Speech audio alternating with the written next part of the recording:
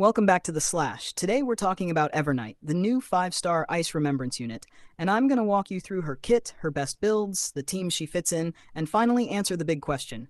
Should you pull for her now, or hold for Serene in version 3.7? So let's get into it.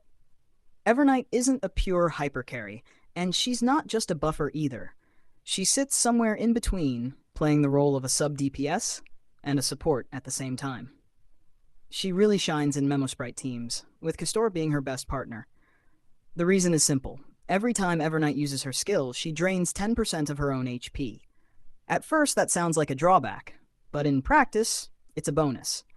That HP loss actually feeds Castoris, who uses ally HP consumption to stack her ultimate faster. So Evernight basically doubles as a battery for Castoris while giving massive buffs.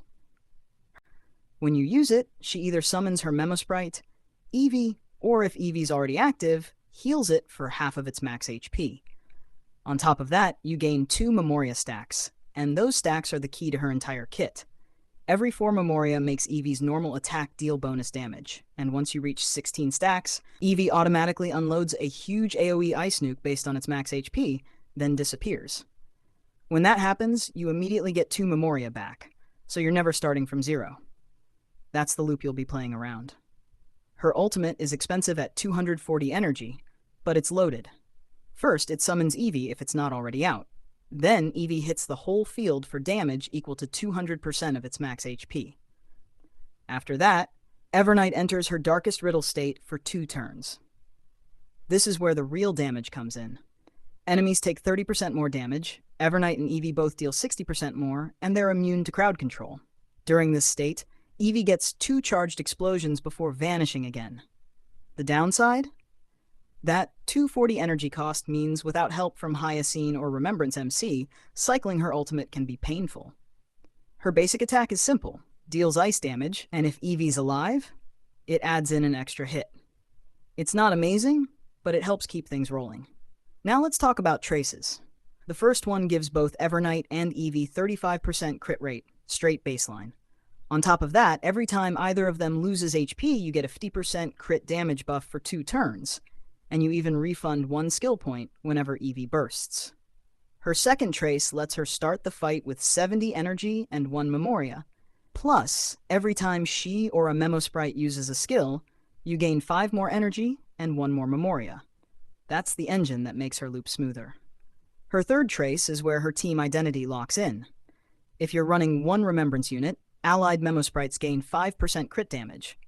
With 2, that jumps to 50%. With 3 or more, it maxes out at 65%. This is why she really only works inside dedicated Remembrance or Memo Sprite comps. Lightcone's next. Her signature is the best by a mile. It gives her 30% more max HP, lets Memo Sprites ignore 20% of enemy defense, gives both Evernight and Eevee 30% extra damage. If you don't have that, Castoris' Lightcone is a strong alternative, same HP boost, and whenever she loses HP, she ignores 30% defense for 2 turns, while also advancing her action by 12%. For free-to-play options, Victory in a Blink is solid. Relics are straightforward. Her best set is World Remaking Deliverer. With 4 pieces, she gets 8% crit rate, and after using a basic or skill while Eevee's out, both she and Eevee gain 24% max HP, while the whole team gets a 15% damage boost until the next action. For ornaments, Bone Collection's Serene Demesne is the go-to. 12% more HP, and if she hits 5,000 HP or higher, another 28% crit damage. Arcadia of Woven Dreams works too if you're running full Remembrance comps, scaling damage based on how many allies share that path. Team building is where she really starts to click. The premium setup is Castorix Hypercarry with Evernight, Hyacine, and Remembrance MC. Hyacine heals while feeding energy, MC gives crit buffs, and Castoris abuses all the HP draining to pump her ult. If you're missing someone, you can flex in Tribi for sustain, or Cypher for debuffs.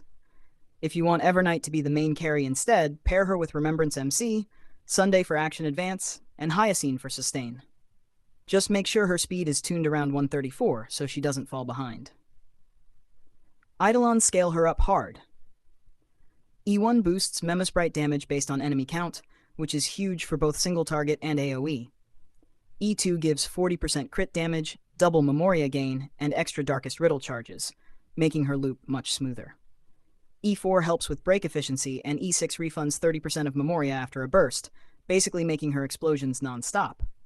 Realistically, she's complete at E0, but E1 and E2 push her from strong to ridiculous.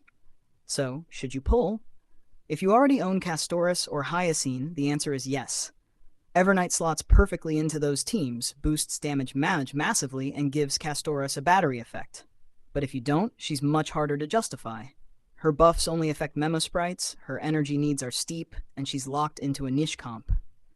With Cyrene coming in 3.7 offering universal defense shred and ult triggers, Evernight feels more like a luxury than a must-pull.